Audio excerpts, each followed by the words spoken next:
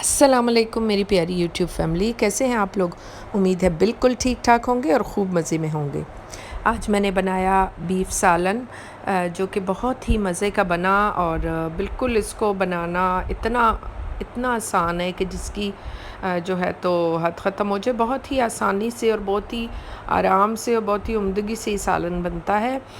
اس کو بنانے کے لیے میں نے سب سے پہلے آئل جو ہے تو وہ تقریباً 2 سے 3 بڑے چمچ جو ہے میں نے وہ اس میں پور کیا پریشر کوکر میں۔ میں کھانے یوجولی پریشر کوکر ہی میں بناتی ہوں۔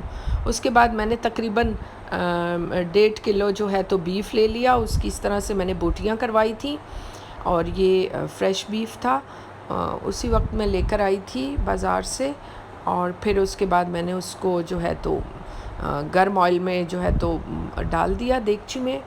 پھر اس کے بعد یہ میں نے اس میں وہی سالن مسالہ ایڈ کیا جو میرا مشہور زمانہ، میں ہر سالن میں زیادہ تر موسٹلی 80% کھانوں میں یہی استعمال کرتی ہوں، فروزن مسالہ، جو کہ میں پیاز، ٹماٹر اور ہری مرچیں جو ہے ادرک لہسن سے جو ہے میں بناتی ہوں۔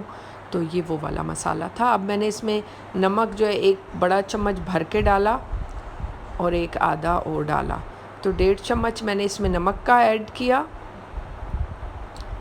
کیونکہ یہ تھوڑی زیادہ کوانٹٹی میں تقریباً 1.5 کلو میں نے بنایا تھا، تو اس وجہ سے اس میں زیادہ جو ہے تو مسالے ڈلیں گے۔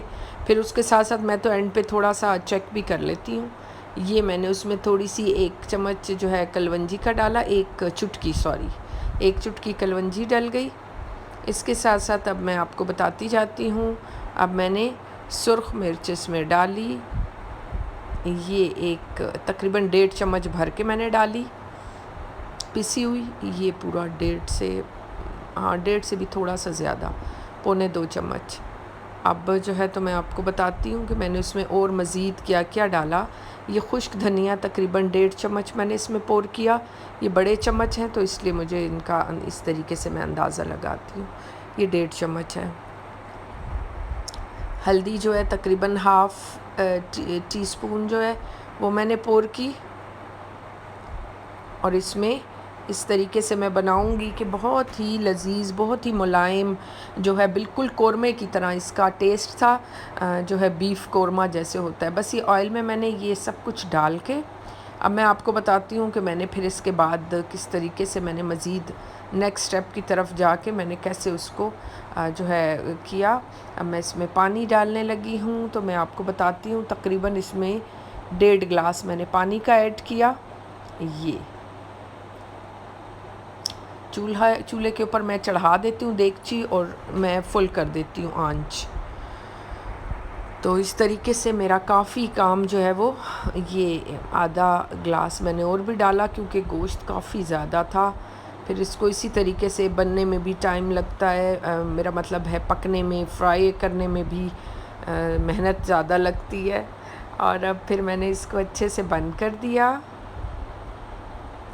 آپ لوگ مجھے ضرور کامنٹ سیکشن میں آ کے بتائیے کہ آپ لوگ کس شہر سے مجھے واچ کر رہے ہیں، مجھے کہاں سے جو ہے دیکھ رہے ہیں، کہاں سے میرے جو ہے ساتھ اس سفر میں شریک ہیں۔ اب یہ میں نے اچھے سے اس کو پریشر لگا دیا۔ پریشر میں نے تقریباً اس کو جب سیٹی بجنے لگی تو اس کے بعد تقریباً میں نے 18 سے 20 منٹ سیٹی بجتی رہی۔ جب میں نے کھولا تو یہ حالت تھی۔ ٹھیک ہے، کافی حد تک جو ہے وہ ہو چکا تھا، مطلب گوشت تو خیر گل چکا تھا، اور اس کو پھر میں نے، یہ گوشت بالکل گلا ہوا ہے، اور اب میں دیکھ رہی ہوں کہ اس میں جو ہے تو پانی ہے تھوڑا سا۔ اب اس کو میں نے اس طریقے سے سرو کر دیا۔ چلے پھر ملتے ہیں۔